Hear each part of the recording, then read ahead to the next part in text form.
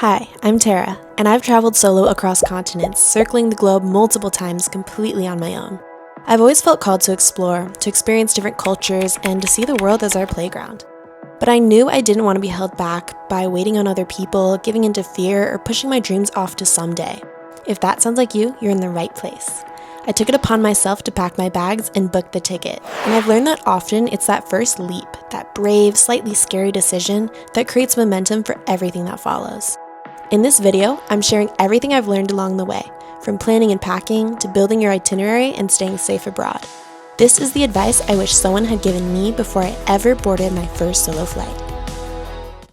Hello my loves, welcome back to my channel. I just want to first say I'm so proud of you for clicking on this video. What an exciting journey you're about to start. I know you must be probably super anxious and fearful and scared, but I am here to give you all the tips and tricks and any advice that I do have from my own solo traveling experiences. I have quite a bit, so I'd love to share that with you guys. And let's try to dissolve those anxieties and those fears, because I was there. I wish I knew these things before I started solo traveling. So I first want to talk about the kind of different opportunities that there are available and whether you're going on your own or maybe you're going with a program. So for me, my first kind of solo trip, I would call it a solo trip because I didn't know anyone, but I did study abroad, and that first time I studied abroad was in South Korea, and that was such a great experience to open me up to the world of traveling on my own and being on my own, living abroad in another country, but also kind of having a safety in a way, because I was with a program. There was a place where I was supposed to go and classes that I was taking, so there are people that are making sure that I am where I'm supposed to be and I can ask for help. So that is a really great option if you do have the option to study abroad. And other options that are available are language exchange schools. So there are certain programs that you can enroll in their schools, and they will have room and board and oftentimes food as well. So I think those are really good options. There are, of course, work exchange programs. I believe there are also programs where you can do a homestay, and that is just really immersive in the culture as well. I haven't done that yet, but that is definitely something that I would want to do in the future.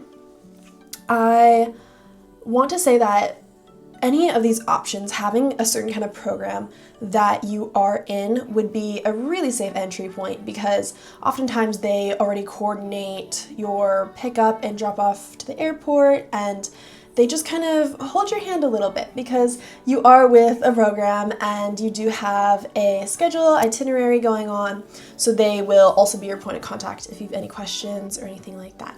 Now, if studying abroad isn't possible, that is totally fine, or the programs or language exchange programs, homestays, that's not something that you want to do, totally fine as well. You can have a little bit more freedom by not joining a program. I would really recommend starting small at first. I would recommend going nearby, maybe on a road trip, and not too far from home.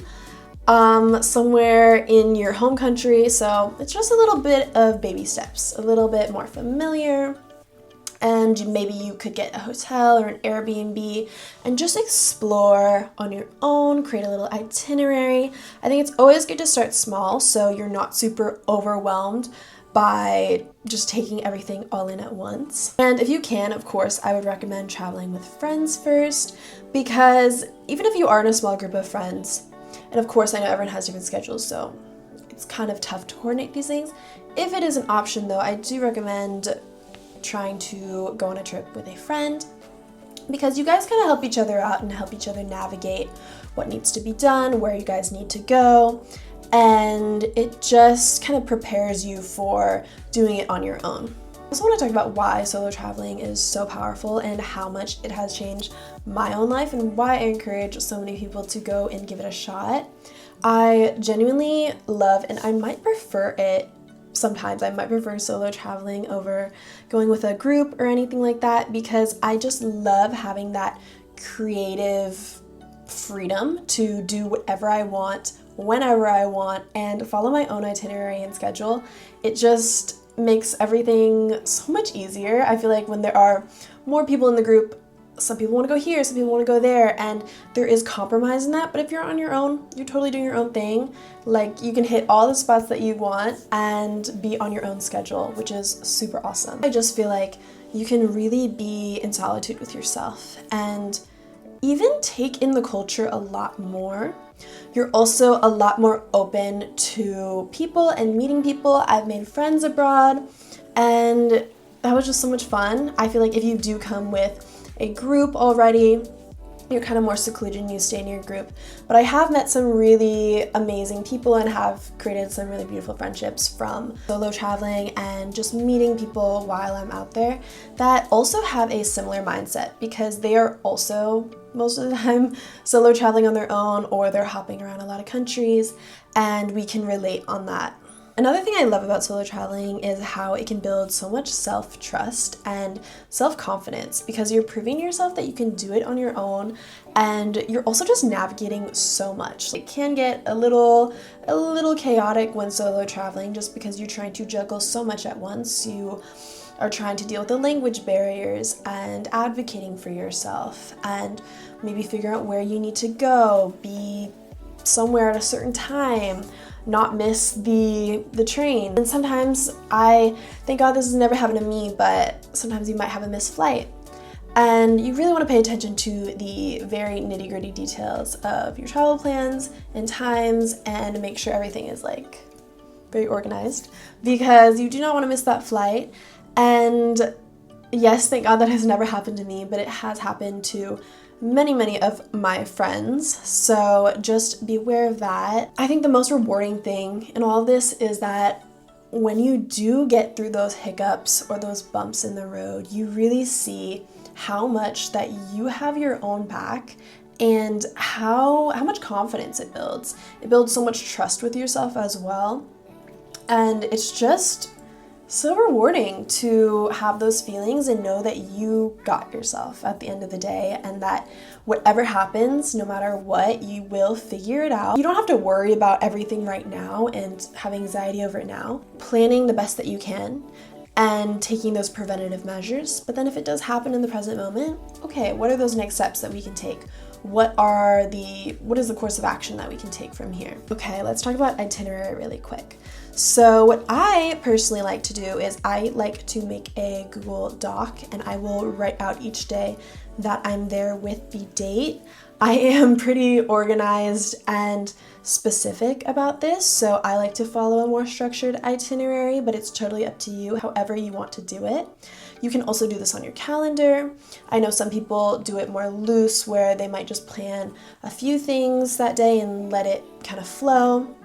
For me, I will first compile a big list of all the restaurants I want to try, all the places I want to go, maybe some museums, beaches, parks, maybe some classes I want to take, just anywhere in the city that I do want to go. And then I will typically, this is all pre-travel by the way, so I will typically look on the map. I'll go like on Google Maps and just check the distance between locations. So if I want to do this in the morning, maybe a museum in the morning, and then I want to go to a lunch place afterwards, I will check to make sure that it's not like super far away and that they are pretty close together. So I'll compile all those on one day, and I'll slowly cross off those things from my list and then add it to the days on my Google Doc. Once I'm there, I will reference my Google Doc and I'll just tick them off as I go. I love doing this pre-travel because I feel that when I am in the place abroad, I do not want to spend time thinking about where am I going to go eat, what am I going to do, am I wasting my time.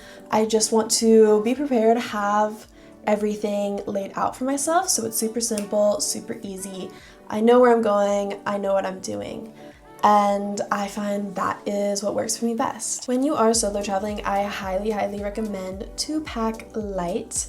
I know that some people will do the backpacking style, some people will do the checked luggage, and I know there's so much that you do want to bring home with you, which is why you want it checked, but especially if you are, well, you might just be going to one destination, which is totally fine.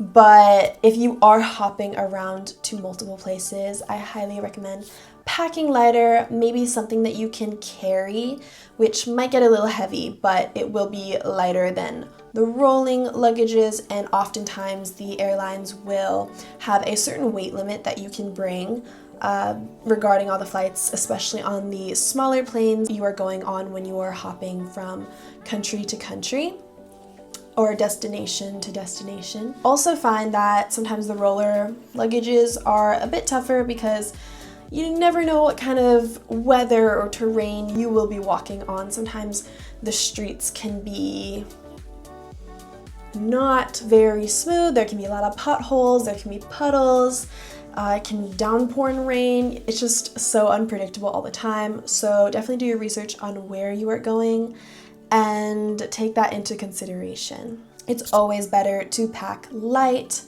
And I know there are so many things that you want to bring, but just really try to narrow it down. See what kind of outfits you can mix and match so you're not overpiling and just carrying so much with you on your shoulders. I promise you, you're probably not going to use most of the stuff that you think that you do need. For packing wise, these are my top essentials that I would definitely always bring. Of course, I would highly recommend to bring a portable charger for your phone because you do not want your phone to die and then you don't have directions or you're lost, and that would just be not fun, total disaster. So make sure you do bring a portable charger for your phone. I also highly recommend to bring a outlet converter. So depending on what country you are going to, you will need a converter so your devices will plug in. And this is something that is often forgotten about, and when you are in that country, it is pretty tough to find at times because they are selling to their local people. They're not really selling to international people and thinking about the outlets. Maybe you can find one in the airport, but it might be overpriced. I just highly recommend to bring one. And then I also always highly suggest, and I think you need one, to bring a carbon monoxide alarm and detector with you. I always bring my battery powered one, and make sure you test it before you go. There's a little test button on it. This is super important because carbon monoxide is deadly, it is odorless, and it is tasteless, and you can't see it. So you don't want to be messing around with that. Hotels and places that you stay at, Airbnbs, will not have carbon monoxide alarms. So you definitely want to bring those with you because it's extremely important to be safe. If you are staying at a hostel, then I highly recommend to bring a lock with you because, you know, make sure your stuff is locked up, make sure it's secured, and you can have that peace of mind while you go out during the day. Another thing that I do recommend for you to set up before you go abroad is to set up an eSIM for your phone. These are amazing because you don't have to physically take out the SIM card anymore, which can be such a hassle. And you can just download it onto your phone. It's super convenient because you can pick the plan and the price that you need. So that was really great. It can do multiple countries if you want, or just one country. And you can also top it up as you go. So if you do run out, you can just add more. There are many different eSIM companies. Just do your research, see what works best for you. And I wanted to share that because that really helped me with my last solo trip. My recommendation for when picking your solo travel destination is look for countries and cities that have really good public transportation. You want to be somewhere where you're not really worried about having an international driver's license or navigating the road and having to drive on the other side of the road or anything like that. Try to go to cities that have good public transportation, maybe the railway system, subways are great, because you really do not want to have all that extra brain power to try and navigate that and figure it out, especially because it's already so overwhelming. So I definitely recommend to find a place that has good public transportation. I want you to do lots and lots of research before you go. I want you to know the good areas, the bad areas, the areas to steer clear from. Every place has their good areas and their bad areas, so just make sure you're aware of these so you don't scurry off into areas where you do not want to be at. I also want to mention, make sure you do know the risks of potential illnesses you could get exposed to in that country, just so you can take preventative measures or plan out a little bit on what you might do if you do get sick or if something does happen. Of course, don't get yourself so worked up where you are so paralyzed to the point of not being able to travel. Just take the preventative measures. It really depends on the country that you're at. Some countries have dengue fever and other countries have water filtration issues where you should definitely use bottled water to brush your teeth, and also be aware of the ice. It just really depends where you're going, so make sure you do some research into what you should and should not do just to keep yourself safe and prevent yourself from getting sick. For packing clothes-wise, I highly recommend, especially if you are a female and you are solo traveling, to be more low-key. That is definitely something that I am mindful of when I'm packing my clothes, and whatever content that I do want to shoot, I will shoot that, but I will always have a cover and make sure I have something that just covers me completely and I can just wrap myself in, just so I'm being conservative, respectful, and also being safe. We don't want to drive too much attention to us, and we don't want to be super flashy. So I think that's a very good tip. Okay, some final words just before I close this video out, but I first want to say that I am so proud of you for embarking on this solo travel journey. You are going to have such an incredible time. It is going to be so rewarding. You are going to feel so much more confident after. I know that you're probably very fearful right now, very anxious, very scared, very unsure. I'm personally someone to overthink a lot and have a lot of fear and anxiety, especially around solo traveling when I first started, but I knew in my gut, in my heart, that it was something that I wanted to do so bad. I didn't want to wait on other people, and I just wanted to have that freedom to go wherever I wanted and do whatever I wanted. And I think that is the beauty in solo traveling, and I'm so excited for you to get on that journey and start that journey, and I'm so proud of you. So thank you so much for watching, and I hope to see you guys in the next video. Please leave any more questions that you have down below. I will be making some more solo traveling questions and answers content, so go ahead and leave that in the comments below, and I will see you guys super duper soon.